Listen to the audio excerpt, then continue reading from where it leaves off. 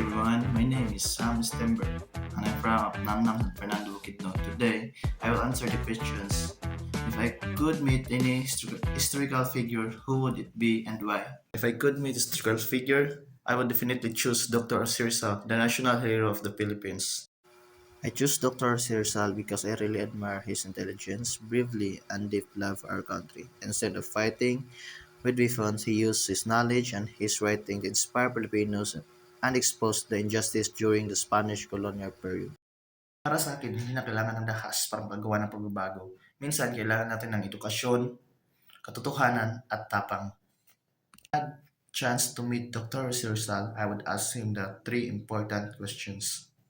First questions would be, what gave you the courage to continue fight for the Philippines even though you know your life has was danger?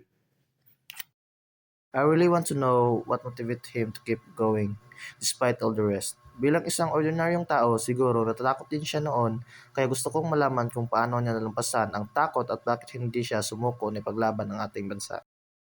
Last questions would be, if you could see the Philippines today, what would you make proud and what would you want to us to improve? The country has changed a lot since your time, but we still face many challenges. Gusto kong marinig ang opinion niya tungkol sa education, leadership, at kung ano pa ang pwede natin gawin para maging maayos ang ating bansa. My third question would be, what advice would you give the youth of today? As students, I believe this is the one of meaningful questions. Maraming kabataan ngayon ang may iba't ibang struggles at distractions. Gusto kong marinig ang advice niya kung paano namin magagamit ang aming edukasyon, talent at values para makatulong sa pamilya, komunidad at sa ating bansa. Dr. Sirsal continued to influence our society through his ideas, writing and love for the Philippines. Hanggang ngayon, marami pa rin tayong gustong matutunan mula sa kanyang buhay. Personally, he inspired me to study harder, value education and always stand up for what right.